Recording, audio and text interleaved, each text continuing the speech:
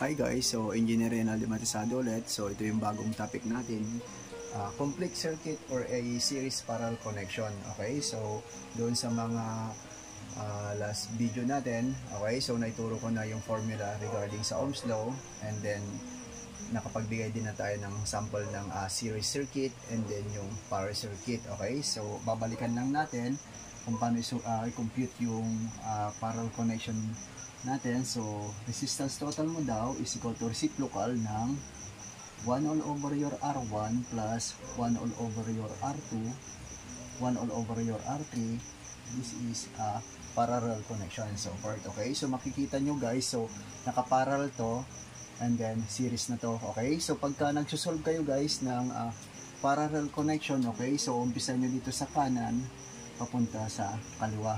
Okay, so resistance total naman ng series, okay, so R1 plus R2 plus R3, ito guys is yung series. Okay, so naka-series yan. Okay, so where your current total is equal to your voltage total all over your resistance total. Okay, ang sinabi naman doon, pagka naka-parallel, okay, your I total is equal to your I1 is equal to I2.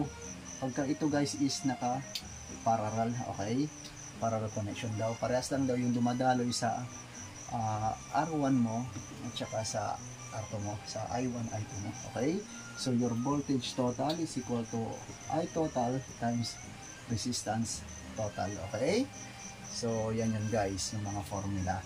Okay, so try natin tong isolve guys. Okay, R23 kasi naka-parallel yan guys is equal to solve natin guys, 1 all over your reciprocal ng R23 is equal to 1 all over your R2 plus 1 all over your R3. Okay, so substitute natin guys, so 1 all over 20 plus 1 all over 30, that is a 0.083. Okay, so hindi pa yan yung tamang sagot guys kasi kukunin mo muna yung reciprocal. So 1 all over R23 is equal to 0.083. Transpose mo guys, so your R23 now is 12 ohms. Okay, so 12 ohms yung R23 natin. Okay, so gamitin pa natin yung isang formula pala guys sa parallel, which is your R1 times R2 all over R1 plus R2. Okay, so isang formula pa yun guys ng pag-compute ng parallel resistance total. Okay, na nakaparallel. So substitute natin guys, where your R2 times R3 all over R2 plus R3, which is, substitute mo guys, 20 plus 30 all over times 30, 20 plus 30 is equal to 600 all over 50, that is 12 ohms. Okay, so parehas lang guys, 12 ohms. So compute mo na ngayon guys yung R23 mo. So pagka drinungin mo na ngayon yung circuit mo guys, so ito na yung magiging bagong circuit mo ngayon.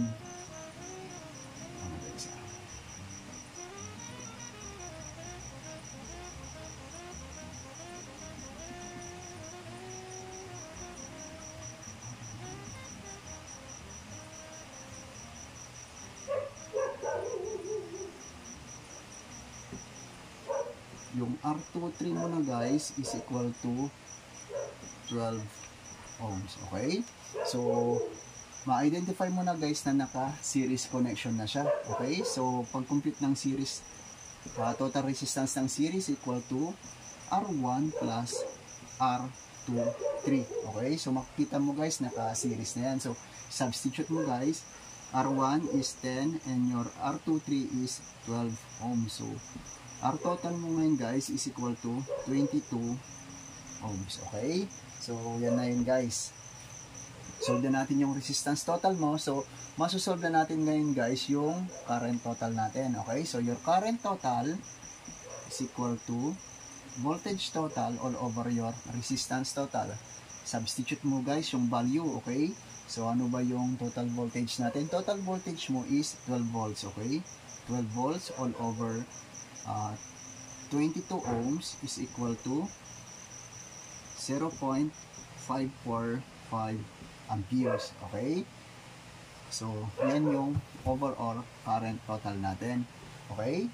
So, masosolve mo na rin guys yung voltage na nagdadrop dito, where your V1 and your V23. Okay? Masosolve mo rin dito mamaya yung I1 at saka yung I23 mo na dumadaloy dito. Okay? Dumadaloy dito. Ayan, V23. Okay? So, solve muna natin ngayon guys is your V1. Okay? So, your V1 is equal to I total times your R1. Okay? I total, substitute mo yung value guys, that is 0.545 amperes times 10 ohms. So, 0.545 times 10 ohms, tama. So, that is 5.45 volts. Okay?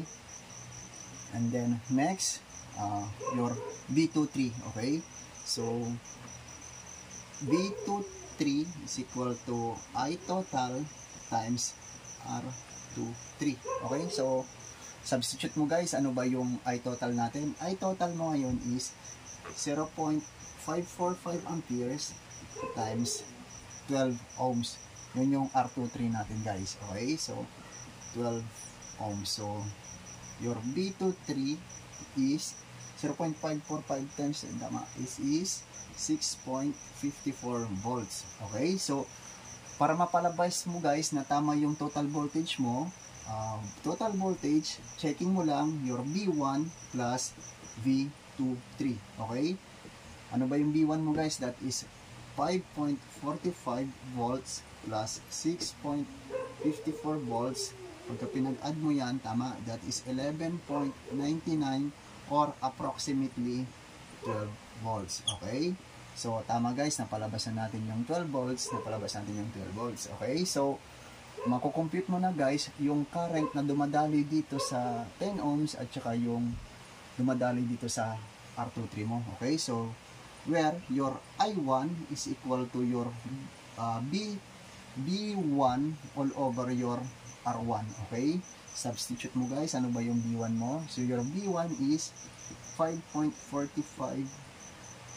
volts. Okay? All over 10 ohms. Okay? So, lalabas niyan ngayon guys is 0.545 amperes. Okay? So, kung makikita mo guys, tama. Kasi ang sinabi doon, kung ilan yung dumadaloy doon sa voltage mo, yun din lang yung dumadaloy doon sa resistance mo. Okay? So, where your I23, okay? So, your V23 all over R23. Okay? So, ano ba yung V23 natin guys? So, your V23 is 6.54 volts all over R23 mo, which is 12 ohms. Okay? So, ang lalabas niyan ngayon guys is 0.545 amperes. So, kung makita mo guys, tama yun ang palabas natin sa I total natin. So, para ma-proof natin na 0.545 yan guys, so kukunin muna natin ngayon yung I2 mo. Okay? And then yung I2, tapos yung I3 mo. Pag aadin mo lang yung guys, dapat mapalabas mo yung 0.545 to check mo lang yung computation mo. So, I2 is equal to your V23 all over your R2. Okay? Substitute mo guys, which is yung V23 mo is 6.54 volts all over 20 ohms. Okay? So, ilan yung lalabas dyan? Okay? So, 6.54 all over 20, that is 0.327 ohms. Okay? And then your I3, okay? I3 is equal to V23 all over R3. Okay, so 6.54 all over 30 ohms. So, lalabas dyan guys is 0.218. Okay, para mapalabas mo to guys na tama ba tong 0.545, check mo to. I23 is equal to I2 plus I3. Substitute mo guys, 0.327 plus 0.218, that is 0.5 amperes. Okay? So, ganyan lang kasimple guys ang pag-solve ng series parallel connection. So, sana may natutunan kayo dito kahit konting knowledge. So, sa next video natin, magturo pa ako ng mga ibang circuits guys. So, thank you.